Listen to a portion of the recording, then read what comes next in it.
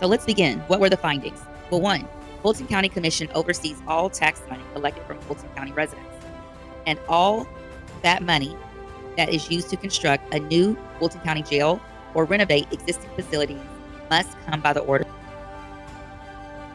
What was the recommendation? First recommendation, because there is overcrowding in the jail. The recommendation was the City of Atlanta immediately transfer the Atlanta Detention Center to Fulton County to safely house current detainees awaiting for adjudication. This will be interesting to see how that plays out. The next recommendation. Fulton County should partner with the Georgia Sheriff's Association to hire a third-party jail expert to oversee any jail construction, renovation, or consolidation. This seems like a really good recommendation because, one, if the current county sheriff, Patrick Labat, is not a construction expert or a project manager expert on construction or renovations, I do feel like hiring a third-party jail expert is beneficial.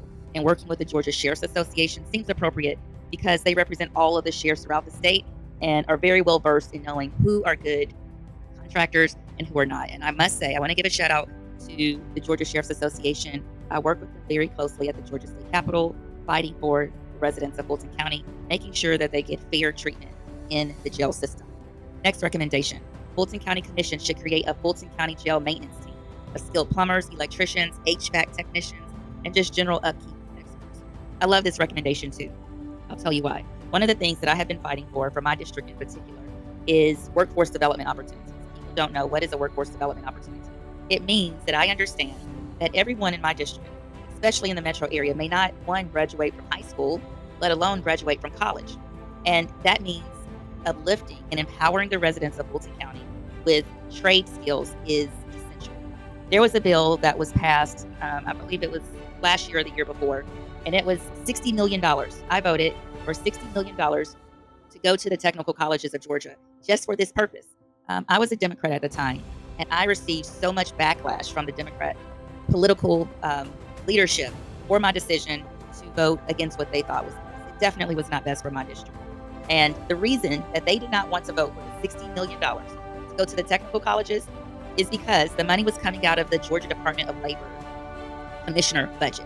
And there was a black man that was running for the Department of Labor commission.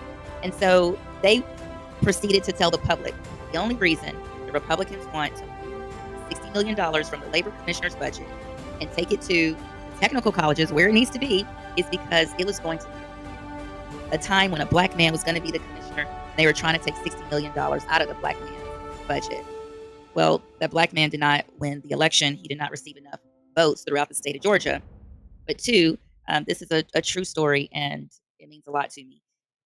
The founder of 100 Black Men, Mr. Tommy Dortch, may he rest in peace.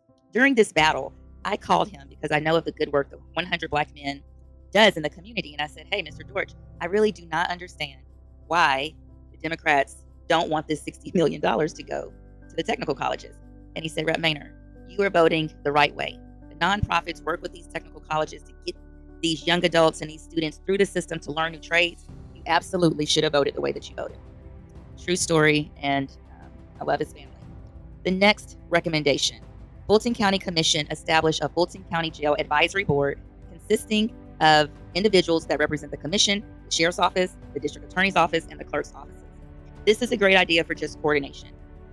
If you watch the press conference, one of the things that the Georgia State Senate said is there's just disconjointment between these different offices, and all of these offices need to work together in order for optimal outcomes to happen for the detainees. Next recommendation, Fulton County Commission establish policies and procedures for each office within the criminal justice system that procures services from organizations based on tax status. This is a great idea.